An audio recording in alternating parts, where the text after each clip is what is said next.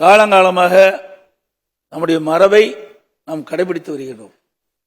மாண்புமிகு சட்டப்பேரவைத் தலைவர் அவர்கள் அந்த ஆசனத்திலே அமர்ந்து முதலாக பேசுகின்ற பொழுது பல்வேறு தலைவர்களை குறிப்பிட்டெல்லாம் அவர்களுடைய வழியிலே இந்த அவையை நடத்துவேன் என்றெல்லாம் கருத்துக்களை நீங்கள் தெரிவித்தீர்கள்.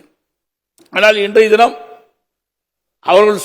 தாங்கள் சொன்ன அந்த கருத்துக்கள், அந்த மரபுகள் கடைபிடிக்கவில்லை. அதை கடைபிடிக்க வேண்டும் என்று தாழ்மையோடு நான் இந்த நேரத்தில் கேட்டுக்கிறேன். ஏன்னா தாங்கள் சொன்ன கருத்து தான், நான் சொல்லல. அதோட மாண்புமிகு முதலமைச்சர் அவர்கள் அரசின் தீர்மானத்தை முன்மொழிஞ்சிருக்க அதை வழிமொழிகிறேன் என்று சொல்லுவதுதான் காலங்காலமாக கடைபிடித்து வந்த இந்த சட்டமன்றத்தினுடைய மரபு. இங்கே மாண்புமிகு பல்வேறு கட்சியினுடைய தலைவர்கள் எல்லாம் நம்முடைய கருத்துக்களை பதிவு செய்திருக்கின்றார்கள். அனைத்து இந்திய அண்ணா திராவிட முன்னேற்ற கழகத்தை பொறுத்த வரைக்கும் பொன்மனச்செம்மல் புரட்சித் தலைவர் எம்ஜிஆர் காலத்திலும் சரி, மாண்புமிகு அம்மா காலத்திலும் சரி, தாங்கள் சட்டமன்ற உறுப்பினராக இருந்து பணியாற்றியிருக்கின்றீர்கள். இருவரும் தலைவர்களை நாங்கள் குறிப்பிட்டுத்தான் மக்களை சந்தித்து ஆதரவு திரட்டி அதன் மூலமாக தமிழகத்திலே 47 சட்டமன்ற உறுப்பினர்கள் நாங்கள் வெற்றி பெற்றிருக்கின்றோம். அனைத்து இந்திய அண்ணா திராவிட முன்னேற்ற கழகத்தினுடைய பொதுச் செயலாளராக நான் தேர்ந்தெடுக்கப்பட்டு பணியாற்றி கொண்டிருக்கின்றேன். அப்படி இருக்கின்ற பொழுது சில கருத்து வேறுபாடுகள் கட்சியிலே வருவது இயல்பு, எல்லா கட்சியிலும் வருகின்றது. அப்படி வருகின்ற அந்த சூழ்நிலையிலே ஒரு தரப்புக்கு முதலமைச்சர் அவர்கள் ஆதரவு தெரிவிக்கிறது எந்த விதத்தில் நியாயம் என்று எனக்கு தெரியவில்லை. ஒரு முன்னுதாரணமாக இருந்துவிடக் கூடாது என்பதற்கு தான் முதலமைச்சருடைய கவனத்திற்கு நான் கொண்டு வருகின்றேன். எனக்கு முன்னாலே பேசியவர்கள் குறிப்பிட்டதை போல தேசிய முற்போக்கு அவருடைய களத்தை அவர்கள் குறிப்பிட்டதை போல குதிரை பேரத்திற்கு வழிவகுத்துவிடும் என்பதையும் நேரத்திலே பதிவு செய்ய விரும்புகின்றேன். இன்றைக்கு தேர்தல் நேரத்திலே சந்திக்கின்ற பொழுது ஒவ்வொரு கட்சி தலைவர்களும் மக்களை சந்தித்து என்ன காரணத்திற்காக எங்களுக்கு வாக்களிக்கின்றோம் என்ற கருத்துக்களை நாம் கேட்கின்றோம், சொல்லுகிறோம். அனைத்து இந்திய அண்ணா திராவிட முன்னேற்ற கழகத்தை பொறுத்த வரைக்கும் பொன்மனச்செம்மல் புரட்சித் தலைவர் எம்ஜிஆருடைய ஆட்சி, மாண்புமிகு அம்மாவுடைய ஆட்சி தமிழகத்திலே வர வேண்டும் என்ற அடிப்படையிலே நாங்கள் வாக்குகளுக்கு சேகரித்தோம். எங்களுடைய கூட்டணி கட்சியைச் சேர்ந்த தலைவர்களும் நிர்வாகிகளும் அனைத்து இந்திய அண்ணா திராவிட முன்னேற்ற கழக தலைமையிலே அமைக்கப்பட்ட கூட்டணி வெற்றி பெற வேண்டும், அனைத்து இந்திய அண்ணா திராவிட முன்னேற்ற கழகம் ஆட்சி அமைக்க வேண்டும் என்ற அடிப்படையில் தான் வாக்குகளை நாங்கள் சேகரித்தோம். அதன் அடிப்படையில் தான் 47 பேர் நாங்கள் வெற்றி பெற்றிருக்கின்றோம். இன்றைக்கு 47 பேர் வெற்றி பெற்றது இரட்டலை சின்னத்திலே நின்று நாங்கள் வெற்றி பெற்றிருக்கின்றோம். 47 பேர் சட்டமன்ற உறுப்பினர், அனைத்து இந்திய அண்ணா திராவிட முன்னேற்ற சட்டமன்ற உறுப்பினர்கள் அதிமுக ஆட்சி, அனைத்து இந்திய அண்ணா திராவிட முன்னேற்ற கழக ஆட்சியை நிறுவார்கள் என்ற அடிப்படையில் தான் மக்கள் வாக்களித்திருக்கின்றார்கள். இன்றைக்கு 100% வாக்கு என்று சொன்னால் ஆளுங்கட்சிக்கு 34% வாக்குகள் தான் கிடைத்திருக்கின்றன. 66% மக்கள் வாக்களிக்கவில்லை. அதில் 90% இன்றைக்கு வாக்களிக்கப்பட்ட 10% பேர் வாக்களிக்கவில்லை. ஆக 66% வாக்காளர்கள் வாக்களிக்காத ஒரு சூழ்நிலை இருந்து கொண்டிருக்கின்றதையும் இந்த நேரத்திலே அவனுடைய கவனத்துக்கு நான் கொண்டு வர விரும்புகின்றேன். அதோடு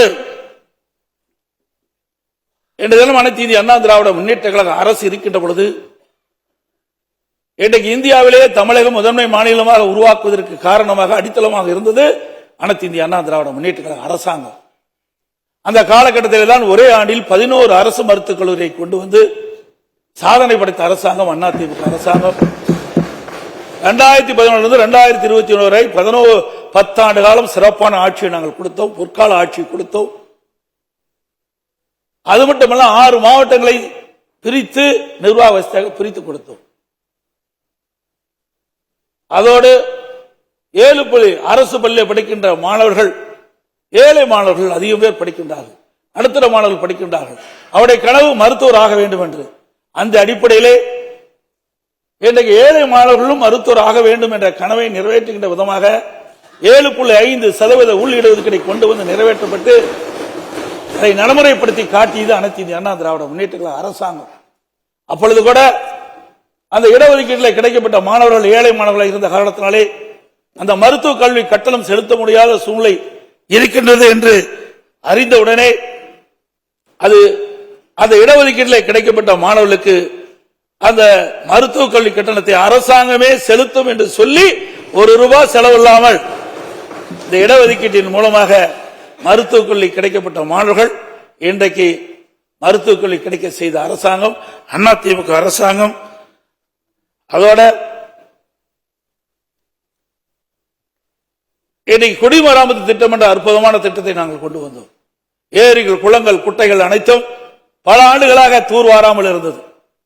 அணைகள் தூர்வாராமல் இருந்தது.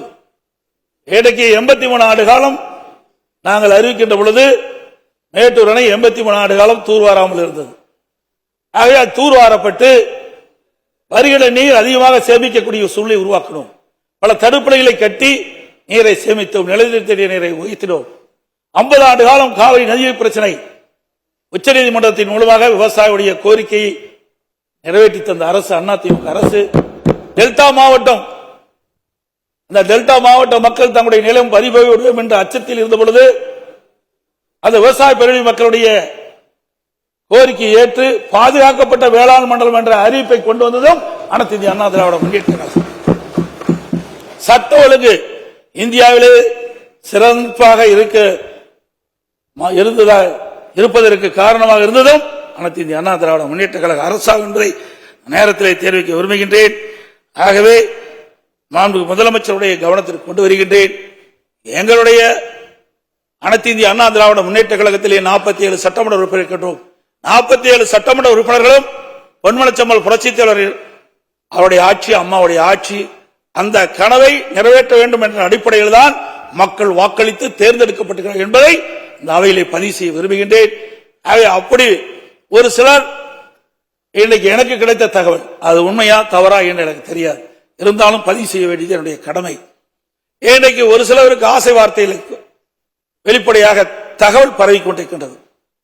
அந்த தகவல் பல பேருக்கு அமைச்சர் கொடுக்கின்றேன், பல பேருக்கு வாரி தலைவர் கொடுக்கின்றேன் என்றெல்லாம் ஆசை வார்த்தை அளித்து ஆளுங்கட்சியில் இடம்பெற செய்வதாக பரவலான செய்தி. அதற்கு தாங்கள் இடமளிக்க வேண்டாம் என்று கேட்டுக்கொள்கிறேன்.